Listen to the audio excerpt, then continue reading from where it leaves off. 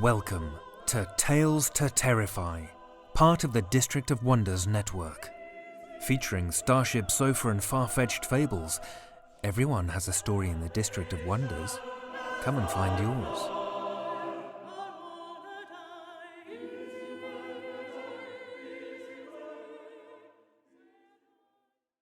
Good evening, children of the night. Tonight we have something special for you. This evening will be the first of 3 episodes in which we will showcase 3 of this past year's Bram Stoker Award nominees and winner for achievement in short fiction. Unfortunately, we were unable to gain rights for a couple nominees to air them, so you'll have to seek them out and give them a read yourself. Before we start in on our fiction, Tales to Terrify was alerted that we've been nominated for another Parsec Award. The nomination is for Goodbye to All That by G.L. McDorman, which was read by our own Drew Sebastini in episode 299 as our first nomination, and we appear to have a few more that may be appearing. Although we have been the grateful recipient of a Parsec in the past, this year we're facing some tough competition. Our friends at Pseudopod have quite a few nominations, as well as some from our own District of Wonders. Far-fetched Fables, may it rest in peace, and Starship Sofa has a good number of appearances as well. Congratulations to all, and we're all happy to see that quality podcasting is alive and well. Our first story of the night, to warm us up for the Stoker nominees that we'll hear tonight and the next 2 weeks, will be from the master of horror, Algernon Blackwood. Over the years, we've heard a good amount of Algernon Blackwood. I've linked to his entry on Wikipedia, and I have to say his biographical information is a bit sparse. His 2 best-known pieces, The Wendigo and The Willows, have both been heard here on Tales to Terrify. For those of you who have not heard the other episodes, I'd recommend that you take a look through our archives and check them out. Even though I narrated the lengthy story The Willows, I think that I enjoy the story The Wendigo more. So start there. I'll introduce Algernon Blackwood with a quote from his Wikipedia page that I enjoyed. My fundamental interest, I suppose, is signs and proofs of other powers that lie hidden in us all, the extension, in other words, of human faculty. So many of my stories, therefore, deal with extension of consciousness, speculative and imaginative treatment of possibilities outside our normal range of consciousness. Also, all that happens in our universe is natural, under law, but an extension of our so limited normal consciousness can reveal new, extraordinary powers, etc. And the word supernatural seems the best word for treating these in fiction. I believe it possible for our consciousness to change and grow, and that with this change we may become aware of a new universe. A change in consciousness in its type, is something more than a mere extension of what we already possess and know. Listen with me to Algernon Blackwood's The Empty House from his first published book, The Empty House and Other Ghost Stories.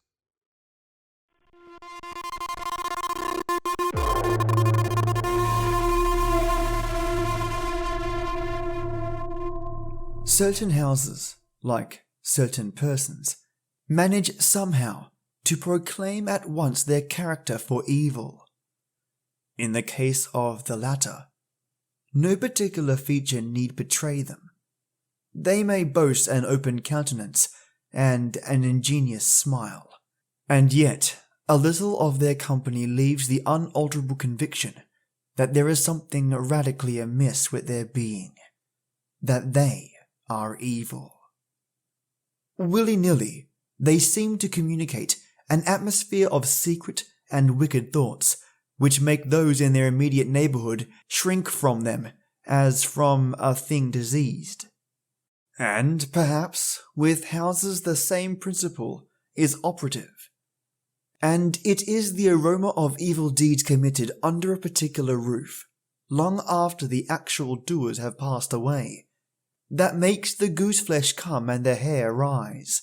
Something of the original passion of the evildoer, and of the horror felt by his victim, enters the heart of the innocent watcher, and he becomes suddenly conscious of tingling nerves, creeping skin, and chilling of the blood. He is terror-stricken without apparent cause. There was manifestly nothing in the external appearance of this particular house to bear out the tales of the horror that was said to reign within. It was neither lonely nor unkept. It stood, crowded into a corner of the square, and looked exactly like the houses on either side of it. It had the same number of windows as its neighbours, the same balcony overlooking the gardens, the same white steps leading up to the heavy black front door, and, in the rear, there was the same narrow strip of green, with neat box borders running up to the wall that divided it from the backs of the adjoining houses. Apparently, too, the number of chimney pots on the roof was the same. The breadth and angle of the eaves, and even the height of the dirty area railings. And yet, this house in the square, that seemed precisely similar to its 50 ugly neighbours, was as a matter of fact entirely different. Horribly different. Wherein lay this marked, invisible difference is impossible to say. It cannot be ascribed wholly to the imagination, because persons who had spent some time in the house, knowing nothing of the facts, had declared positively that certain rooms were so disagreeable they would rather die than enter them again, and that the atmosphere of the whole house produced in them symptoms of a genuine terror, while the series of innocent tenants who had tried to live in it, and been forced to decamp at the shortest possible notice, was indeed little less than a scandal in the town. When Shorthouse arrived to pay a week-end visit to his Aunt Julia in her little house on the seafront at the other end of the town, he found her charged to the brim with mystery and excitement. He had only received her telegram that morning, and he had come anticipating boredom. But the moment he touched her hand and kissed her apple-skin wrinkled cheek, he caught the first wave of her electrical condition.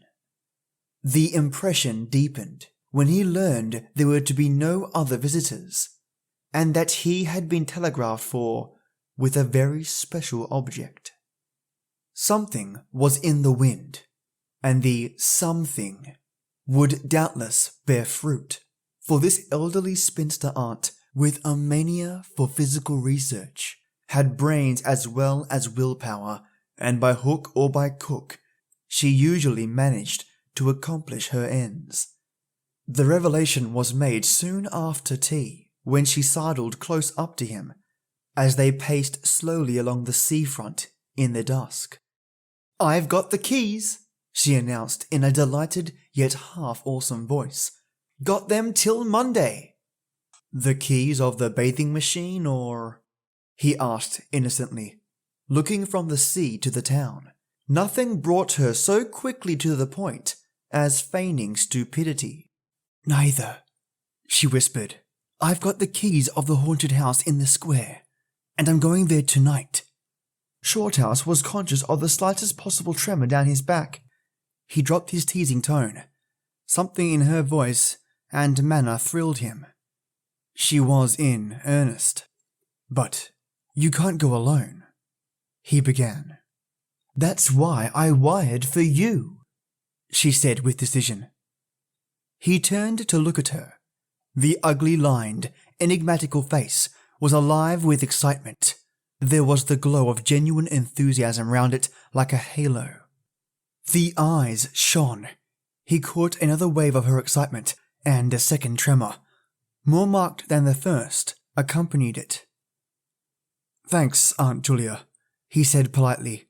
"Thanks awfully." "I should not dare to go quite alone," she went on, raising her voice. "But with you I should enjoy it immensely. You're afraid of nothing, I know." "Thanks so much," he said again. Is anything likely to happen?" "A great deal has happened," she whispered, "though it's been most cleverly hushed up. 3 tenants have come and gone in the last few months, and the house is said to be empty, for good now." In spite of himself, Shorthouse became interested. His aunt was so very much in earnest. "The house is very old indeed," she went on. And the story, an unpleasant one, dates a long way back.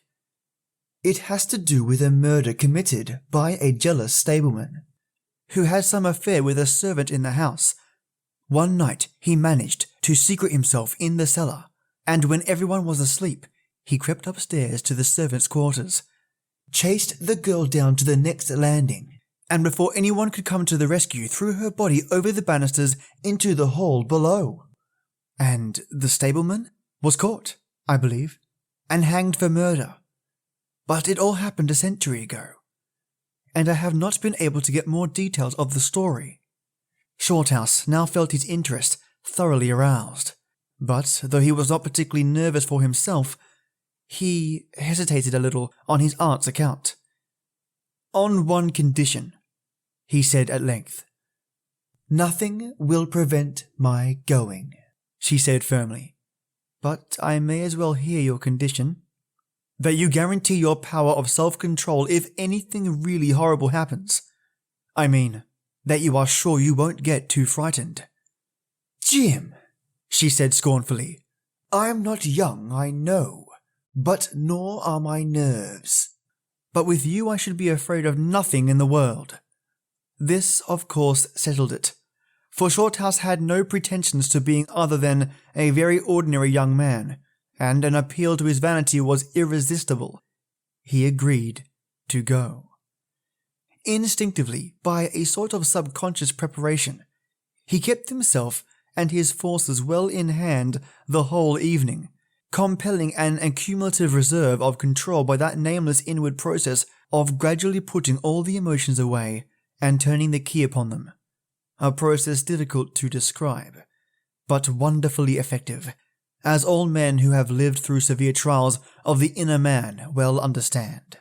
Later, it stood him in good stead, but it was not until 10:30, when they stood in the hall, well in the glare of friendly lamps and still surrounded by comforting human influences, that he had to make the first call upon this store of collected strength. For once the door was closed, and he saw the deserted silent street stretching away white in the moonlight before them, it came to him clearly that the real test that night would be in dealing with two fears instead of one. He would have to carry his aunt's fear as well as his own, and as he glanced down at her sphinx-like countenance and realized that it might assume no pleasant aspect in a rush of real terror, he felt satisfied with only one thing in the whole adventure: that he had the confidence in his own will and power to stand against any shock that might come. Slowly, they walked along the empty street of the town. A bright autumn moon silvered the roofs, casting deep shadows. There was no breath of wind, and the trees in the formal gardens by the seafront watched them silently as they passed along. To his aunt's occasional remarks, Shorthouse made no reply, realizing that she was simply surrounding herself with mental buffers, saying ordinary things to prevent herself thinking of extraordinary things. Few windows showed lights, and from scarcely a single chimney came smoke or sparks. Shorthouse had already begun to notice everything, even the smallest details. Presently, they stopped at the street corner and looked up at the name on the side of the house, full in the moonlight, and with one accord but without remark, turned into the square and crossed over to the side of it that lay in shadow. "The number of the house is 13, whispered a voice at his side, and neither of them made the obvious reference, but passed across the broad sheet of moonlight and began to march up the pavement in silence. It was about halfway up the square that Shorthouse felt an arm slip quietly but significantly into his own, and knew then that their adventure had begun in earnest, and that his companion was already yielding imperceptibly to the influences against them. She needed support. A few minutes later, they stopped before a tall, narrow house that rose before them into the night, ugly in shape and painted a dingy white. Shutterless windows without blinds stared down upon them, shining here and there in the moonlight. There were weather streaks in the wall and cracks in the paint, and the balcony bulged out from the first floor a little unnaturally, But beyond this generally forlorn appearance of an unoccupied house, there was nothing at first sight to single out this particular mansion for the evil character that it most certainly has acquired. They went boldly up the steps and stood against the huge black door that fronted them forbiddingly. But the first wave of nervousness was now upon them, and Shorthouse fumbled a long time with the key before he could fit it into the lock at all. For a moment, if truth were told, they both hoped it would not open. For they were a prey to various unpleasant emotions as they stood there on the threshold of their ghostly adventure. Shorthouse, shuffling with the keys and hampered by the steady weight on his arm, certainly felt the solemnity of the moment. It was as if the whole world, for all experience, seemed at that instant concentrated in his own consciousness, were listening to the grating noise of that key. A stray puff of wind wandering down the empty street woke a momentary rustling in the trees behind them, but otherwise this rattling of the keys was the only sound audible, and at last it turned in the lock, and the heavy door swung open and revealed a yawning gulf of darkness beyond. With a last glance at the moonlit square, they passed quickly in, and the door slammed behind them, with a roar that echoed prodigiously through empty halls and passages. But instantly, with the echoes, another sound made itself heard, and Aunt Julia leaned suddenly so heavily upon him that he had to take a step backwards to save himself from falling. A man had coughed close beside them, so close that it seemed they must have been actually by his side in the darkness. With the possibility of practical jokes in mind, Shorthouse at once swung his heavy stick in the direction of the sound, but it met nothing more solid than air. He heard his aunt give a little gasp beside him. "There's someone here," she whispered. "I heard him." "Be quiet," he said sternly. It was nothing but the noise of the front door. "Oh, get a light, quick," she added, as her nephew, fumbling with a box of matches, opened it upside down and let them all fall with a rattle on the stone floor. The sound, however, was not repeated, and there was no evidence of retreating footsteps. In another minute they had a candle burning, using an empty end of a cigar case as a holder, and when the first flare had died down, he held the impromptu lamp aloft and surveyed the scene.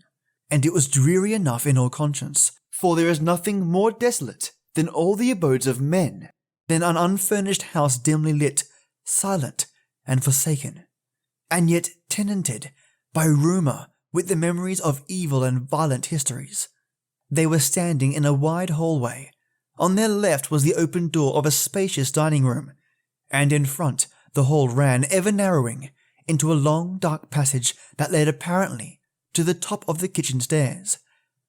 The broad, uncarpeted staircase rose in a sweep before them, everywhere draped in shadows, except for a single spot about halfway up where the moonlight came in through the windows and fell on a bright patch on the boards.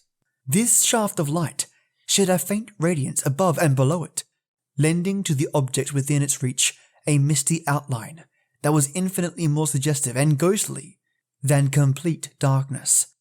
Filtered moonlight always seems to paint faces on the surrounding gloom, and as Shorthouse peered up into the well of darkness and thought of the countless empty rooms and passages in the upper part of the old house, he caught himself longing again for the safety of the moonlit square, or the cosy, bright drawing room they had left an hour before. Then, realizing these thoughts are dangerous, he thrust them away again, and summoned all his energy on concentration for the present. "Aunt Julia," he said aloud, severely, "we must now go through the house from top to bottom, and make a thorough search." The echoes of his voice died away slowly, all over the building, and in the intense silence that followed, he turned to look at her. In the candlelight he saw that her face was already ghastly pale, but she dropped his arm for a moment and said in a whisper, stepping close in front of him, "I agree. We must be sure there's no one hiding. That's the first thing." She spoke with evident effort, and he looked at her with admiration.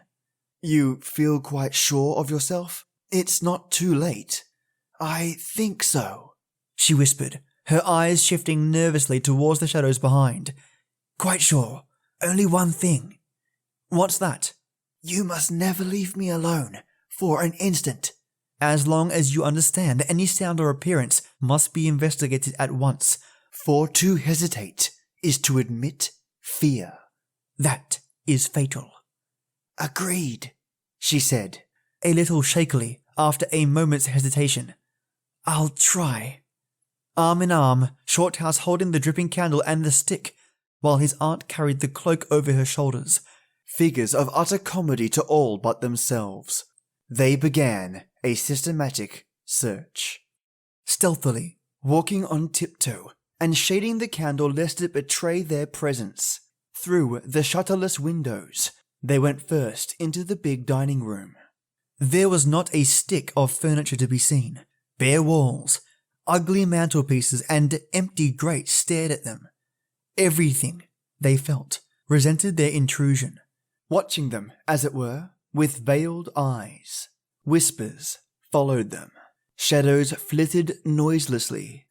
Something seemed ever at their back, watching, waiting an opportunity to do them injury. There was the inevitable sense that operations which went on when the room was empty had been temporarily suspended till they were well out of the way again.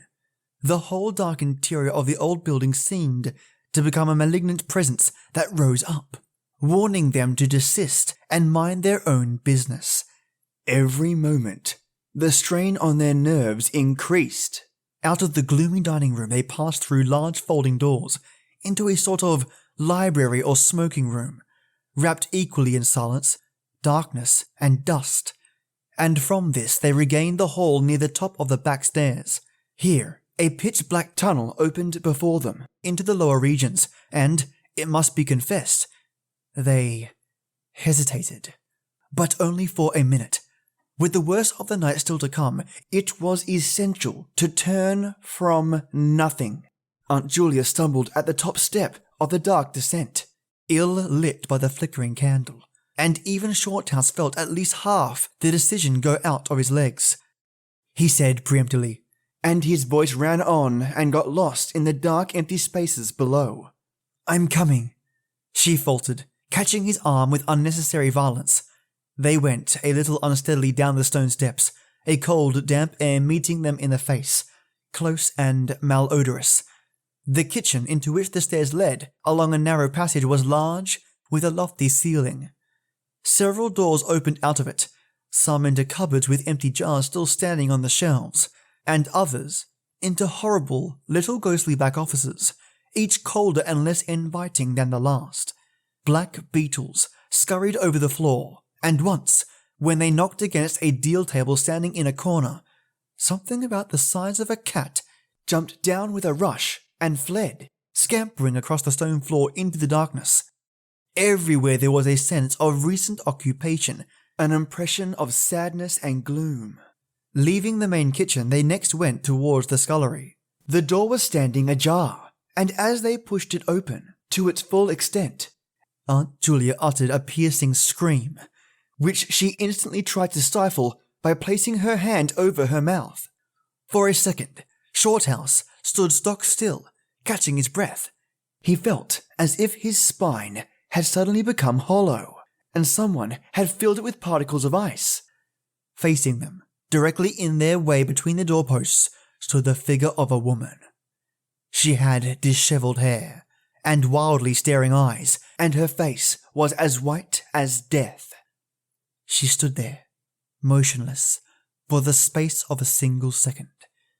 Then the candle flickered, and she was gone. Gone utterly, and the door framed nothing but empty darkness.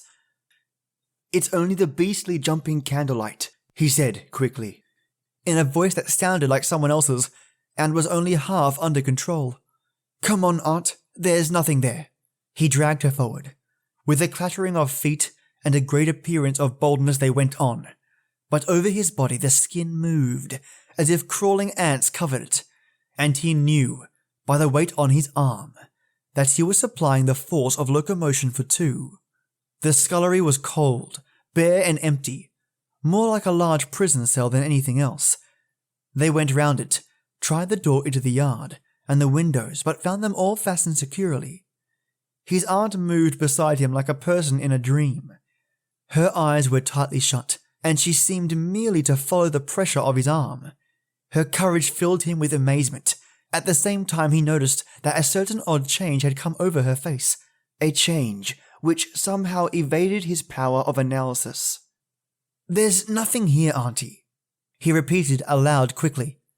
"Let's go upstairs and see the rest of the house. Then we'll choose a room to wait up in." She followed him obediently, keeping close to his side, and they locked the kitchen door behind them. It was a relief to get up again. In the hall there was more light than before, for the moon had travelled a little further down the stairs.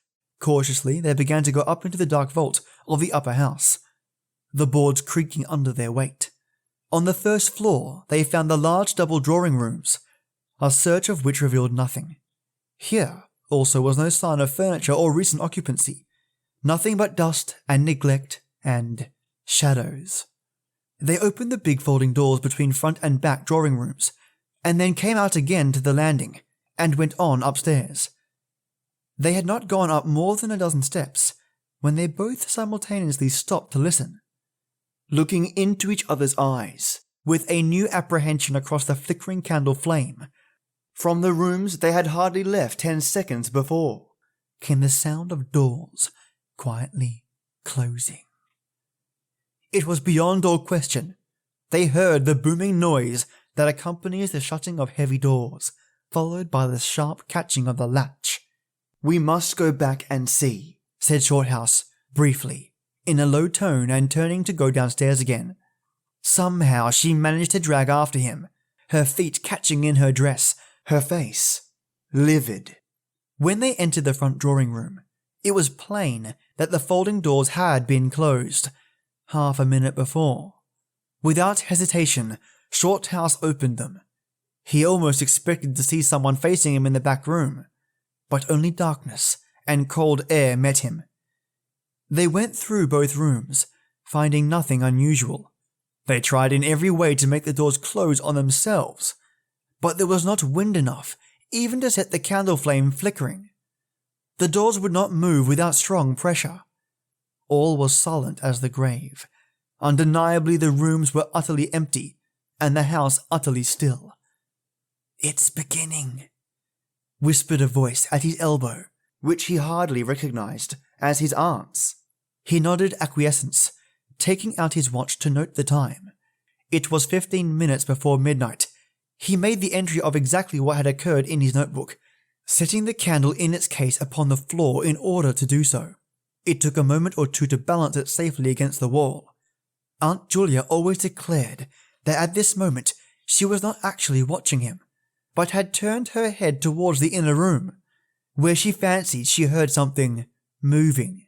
But at any rate, both positively agreed that there came a sound of rushing feet, heavy and very swift, and the next instant the candle was out. But to Shorthouse himself had come more than this, and he has always thanked his fortunate stars that it came to him alone and not to his aunt too. For as he rose from the stooping position of balancing the candle, and before it was actually extinguished, a face thrust itself forward so close to his own that he could almost have touched it with his lips. It was a face working with passion, a man's face, dark with thick features and angry, savage eyes. It belonged to a common man, and it was evil in its ordinary normal expression, no doubt. But as he saw it, alive with intense, aggressive emotion, it was a malignant and terrible human countenance. There was no movement of the air, nothing but the sound of rushing feet, stockinged or muffled feet, the apparition of the face, and the almost simultaneous extinguishing of the candle.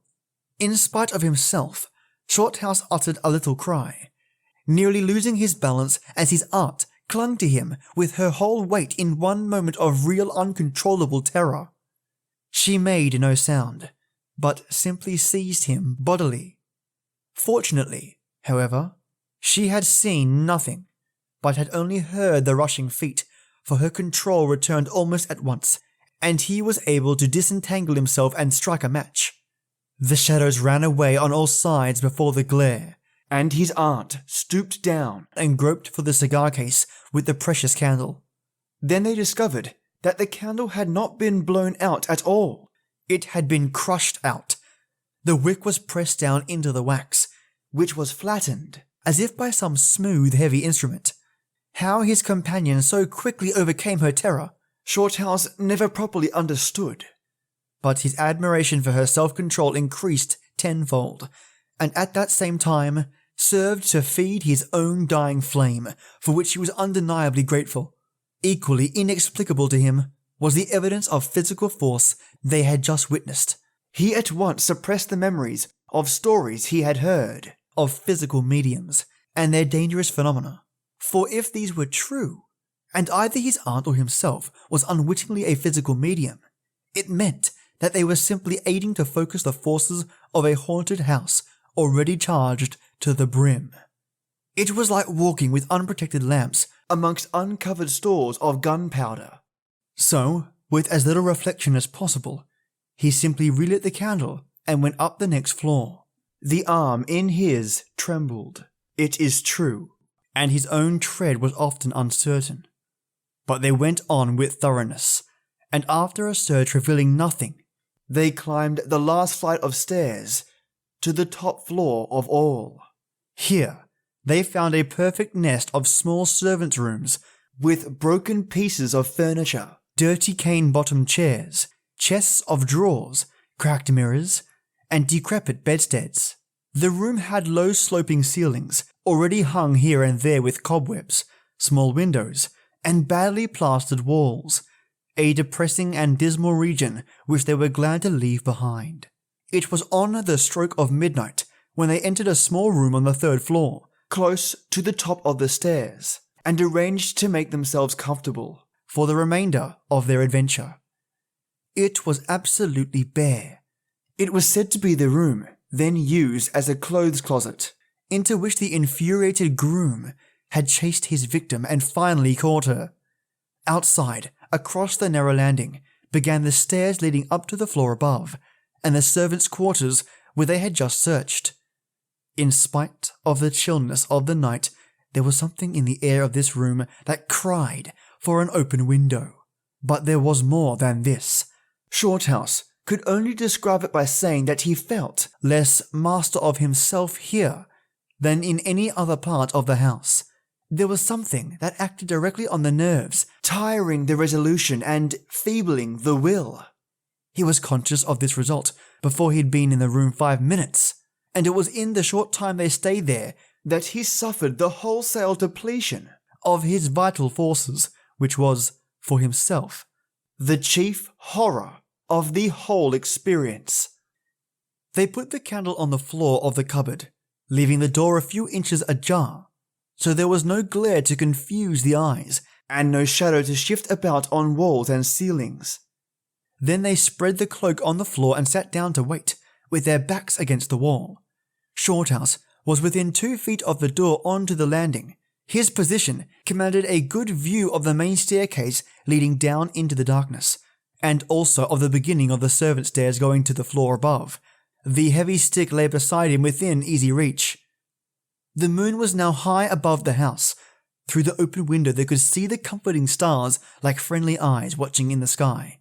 One by one, the clocks of the town struck midnight, and when the sounds died away, the deep silence of a windless night fell again over everything.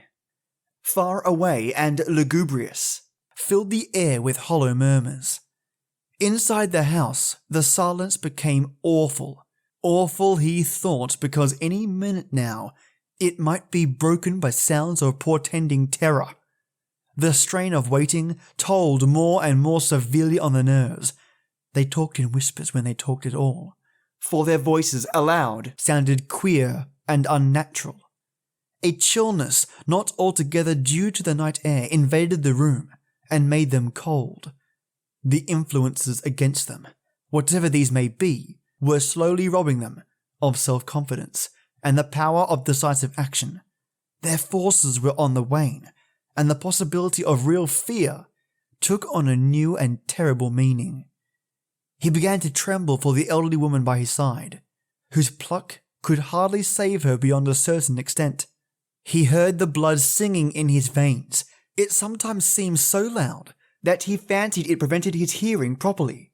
Certain other sounds that were beginning very faintly to make themselves audible in the depths of the house. Every time he fastened his attention on these sounds, they instantly ceased. They certainly came no nearer, yet he could not rid himself of the idea that movement was going on somewhere in the lower regions of the house. The drawing room floor, where the doors had been so strangely closed, seemed too near. The sounds were further off than that. He thought of the great kitchen, with the scurrying black beetles, and of the dismal little scullery. Somehow or other, they did not seem to come from there either. Surely they were not outside the house. Then, suddenly, the truth flashed into his mind, and for the space of a minute, he felt as if his blood had stopped flowing and turned to ice. The sounds were not downstairs at all. They were upstairs. Upstairs somewhere amongst those horrid gloomy little servant rooms with their bits of broken furniture, low ceilings and cramped windows. Upstairs, where the victim had first been disturbed and stalked to her death. And the moment he discovered where the sounds were, he began to hear them more clearly. It was the sound of feet moving stealthily along the passage overhead, in and out among the rooms and past the furniture. He turned quickly to steal a glance at the motionless figure seated beside him, to note whether she had shared his discovery. The faint candlelight coming through the crack in the cupboard door threw her strongly marked face into vivid relief against the white of the wall. But it was something else that made him catch his breath and stare again. An extraordinary something that had come into her face and seemed to spread over her features like a mask. It smoothed out the deep lines and drew the skin everywhere a little tighter so that the wrinkles disappeared. It brought into her face, with the sole exception of the old eyes, an appearance of youth and almost of childhood. He stared in speechless amazement. Amazement that was dangerously near to horror. It was his aunt's face indeed, but it was her face of 40 years ago. The vacant, innocent face of a girl. He had heard stories of that strange effect of terror which could wipe a human countenance clean of other emotions, obliterating all previous expressions, but he had never realized that it could be literally true or could mean anything so simply horrible as what he now saw.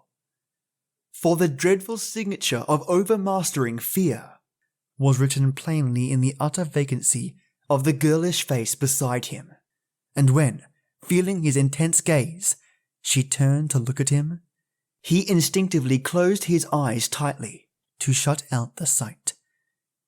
Yet, when he turned a minute later, his feelings well in hand, he saw, to his intense relief, another expression. His aunt was smiling. And though the face was deathly white, the awful veil had lifted and the normal look was returning. Anything wrong? Was all he could think of to say at that moment. And the answer was eloquent coming from such a woman. "I feel cold and a little frightened," she whispered. He offered to close the window, but she seized hold of him and begged him not to leave her side even for an instant. "It's upstairs, I know," she whispered with an odd half laugh, "but I can't possibly go up." But Shorthouse thought otherwise, knowing that in action lay their best hope of self-control. He took the brandy flask and poured out a glass of neat spirit, stiff enough to help anybody over anything. She swallowed it with a little shiver. His only idea now was to get out of the house before her collapse became inevitable. But this could not safely be done by turning tail and running from the enemy. Inaction was no longer possible. Every minute he was growing less master of himself and desperate. Aggressive measures were imperative without further delay. Moreover, the action must be taken towards the enemy, not away from it. The climax, if necessary and unavoidable, would have to be faced boldly. He could do it now, but in 10 minutes he might not have the force left to act for himself, much less for both. Upstairs, the sounds were meanwhile becoming louder and closer, accompanied by occasional creaking of the boards. Someone was moving stealthily about, stumbling every now and then awkwardly against the furniture, waiting a few moments to allow the tremendous dose of spirits to produce its effect, and knowing this would last but a short time under the circumstances, Shorthouse then quietly got on his feet, saying in a determined voice, "Now, Aunt Julia, we'll go upstairs and find out what all this noise is about. You must come too, it's what we agreed." He picked up his stick and went to the cupboard for the candle. A limp form rose shakily beside him, breathing hard, and he heard a voice say very faintly something about being ready to come. The woman's courage amazed him.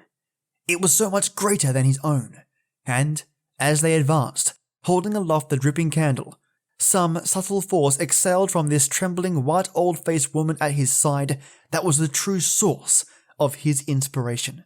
It held something really great that shamed him and gave him the support without which he would have proved far less equal to the occasion.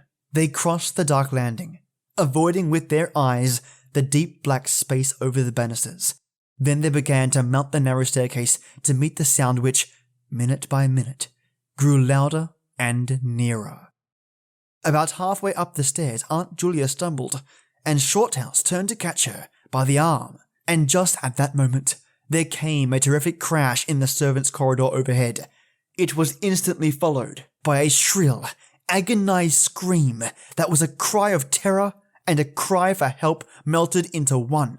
Before they could move aside or go down a single step, someone came rushing along the passage overhead, blundering horribly, racing madly at full speed 3 steps at a time, down the very staircase where they stood. The steps were light and uncertain, but close behind them sounded the heavier tread of another person, and the staircase seemed to shake. Shorthouse and his companion just had time to flatten themselves against the wall when the jumble of flying steps was upon them, and 2 persons, with the slightest possible interval between them, dashed past at full speed. It was a perfect whirlwind of sound breaking in on the midnight silence of the empty building. The 2 runners, pursuer and pursued, had passed clean through them where they stood, and already with a thud, the boards below had received first one, then the other. Yet they had seen absolutely nothing. Not a hand or arm or face or even a shred of flying clothing. There came a second's pause. Then the first one, the lighter of the 2, obviously the pursued one, ran with uncertain footsteps into the little room which Shorthouse and his aunt had just left. The heavier one followed. There was a sound of scuffling, gasping, and smothered screaming, and then out onto the landing came the step of a single person treading weightily. A dead silence followed for the space of half a minute, and then was heard a rushing sound through the air. It was followed by a dull, crashing thud in the depths of the house below, on the stone floor of the hall. Utter silence reigned after. Nothing moved. The flame of the candle was steady. It had been steady the whole time, and the air had been undisturbed by any movement whatsoever. Palsied with terror, Aunt Julia, without waiting for her companion, began fumbling her way downstairs. She was crying gently to herself, and when Shorthouse put his arm around her and half carried her, he felt that she was trembling like a leaf. He went into the little room and picked up the cloak from the floor, and arm in arm, walking very slowly without speaking a word or looking once behind them, they marched down the 3 flights into the hall. In the hall they saw nothing, but the whole way down the stairs they were conscious that someone followed them, step by step.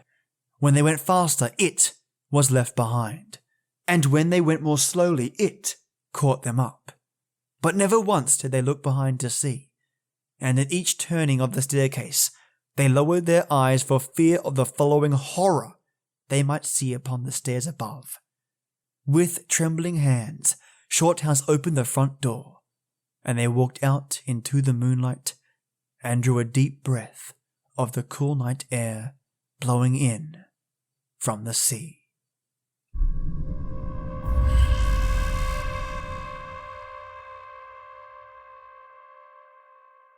That was Algernon Blackwood's terrific The Empty House, as read by Tale Teller from the Stories, Fables, Ghostly Tales podcast, producing episodes every single weekday just for your lovely ears. He covers no sleep, secure, contain, protect, true horror stories, old-time radio episodes, creepypasta, paranormal, and so much more. The stories you listen to on his podcast are always unique and different. His podcast also focuses on turning listeners into authors. Many stories that you hear are actually submitted by listeners of the show, empowering others to starting their creative writing journey.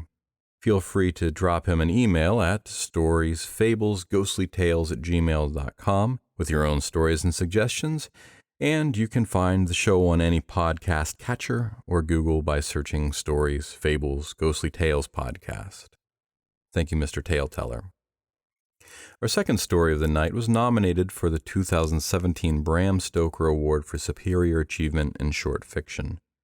Annie Neugebaur is a Bram Stoker Award-nominated author with work appearing and forthcoming in more than 100 publications, including magazines such as Cemetery Dance, Apex, and Black Static, and anthologies such as Year's Best Hardcore Horror Volume 3 and #1 Amazon bestseller, Killing It Softly.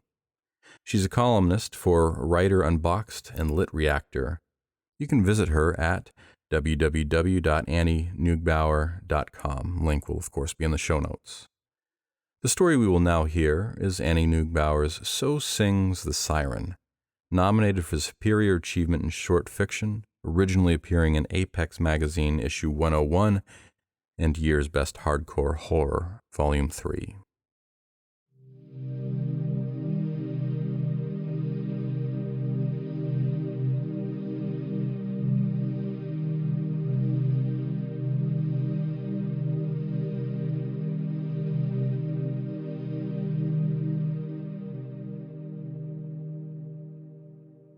You can hold yourself back from the sufferings of the world.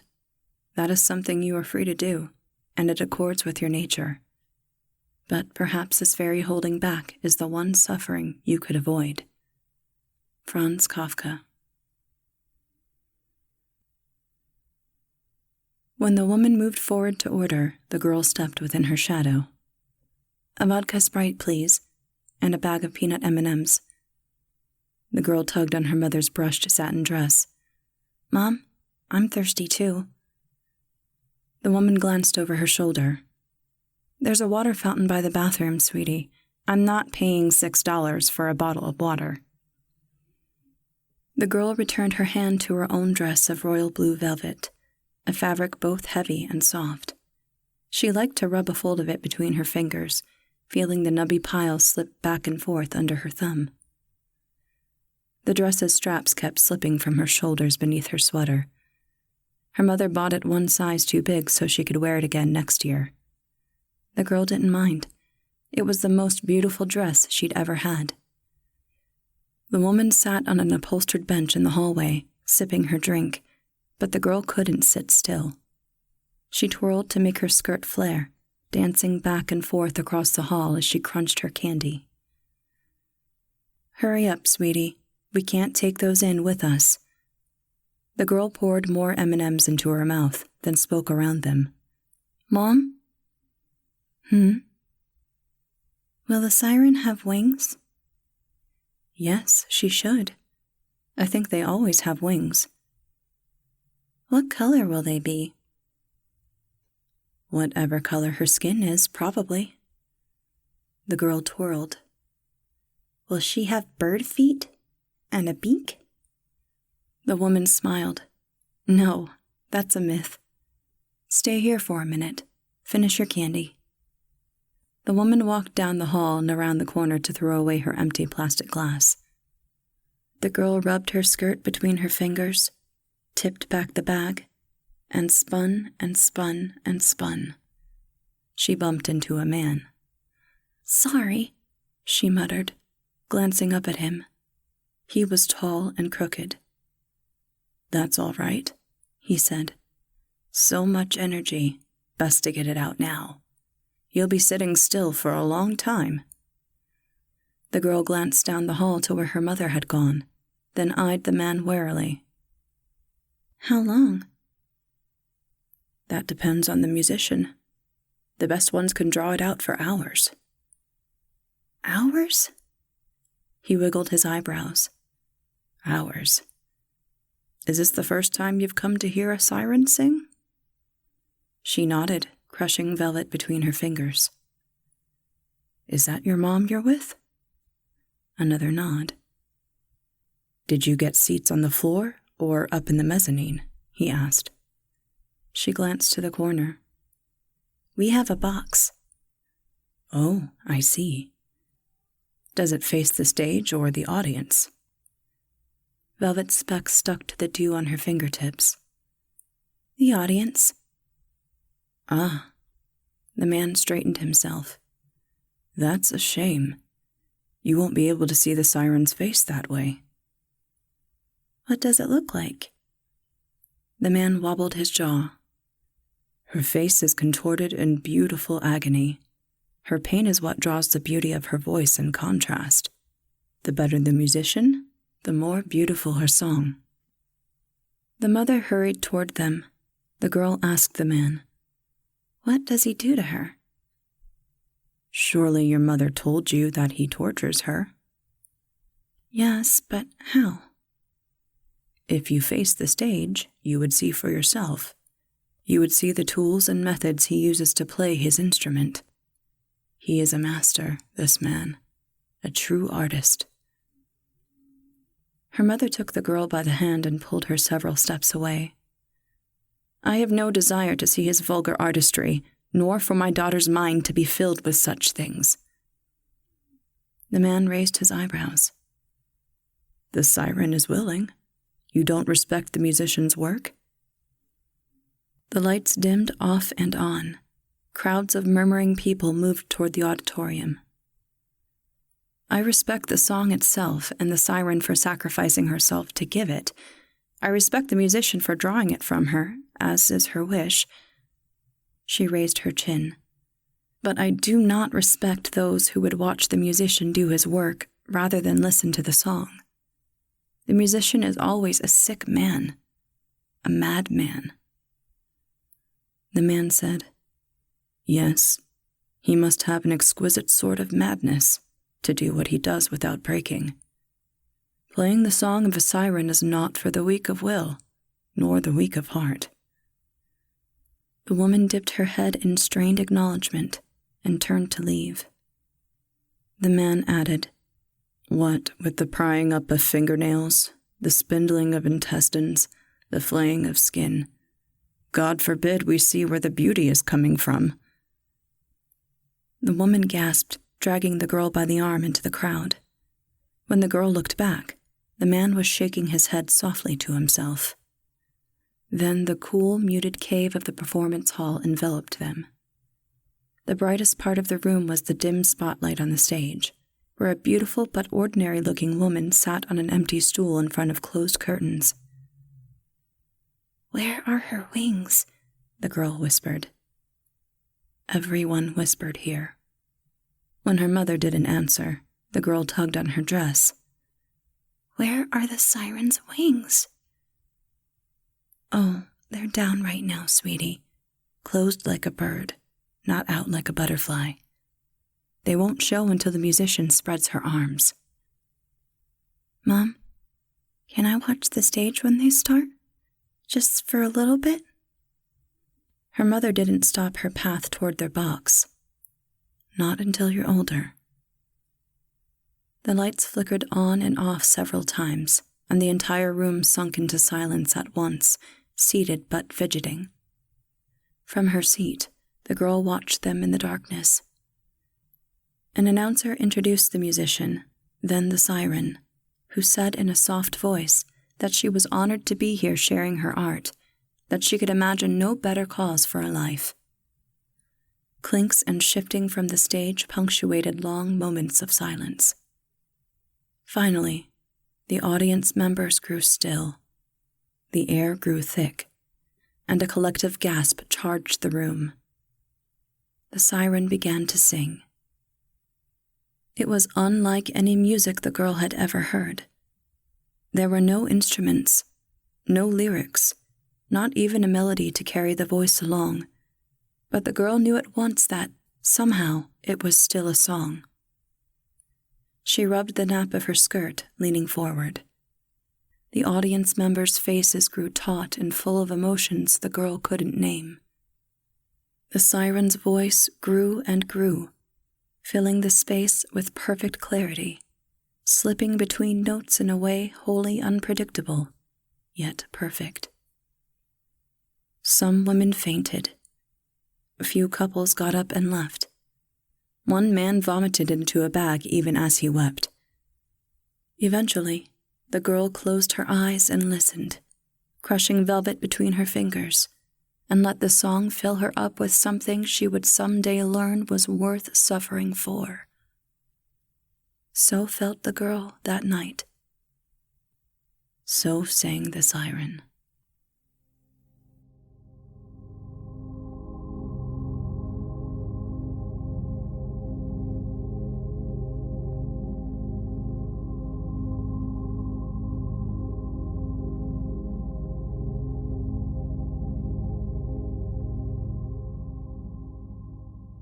That was Annie Neugebaur's So Sings the Siren, as read by Heather Thomas. Heather Thomas is a jewelry expert by day and master of none by night. Dabbling in costuming, art, music, writing, and narration, she is a lifelong fan of all things horror and enjoys reading stories and novels to her friends and family, when they let her. She lives in Denver, Colorado, with her husband and her spoiled, rotten cat, Oni. Thank you, Heather. That'll be your show for the evening, Children of the Night. Visit our Patreon page in the links below, and don't forget to like us on Apple Podcasts. Our show is produced by our editors Scott Silk, Seth Williams, and Drew Sebastini. Website designed by Josh Lightsey, and theme music by Diane Severson. Tales to Terrify is distributed under Creative Commons Attribution, Non-Commercial, No Derivatives 4.0 license. Join us again next week for another episode of Tales to Terrify. This presentation has been brought to you by the District of Wonders Network, dedicated to podcasting the finest genre fiction. You can learn more about the District of Wonders and their many literary productions at their website, www.districtofwonders.com. Thank you for listening.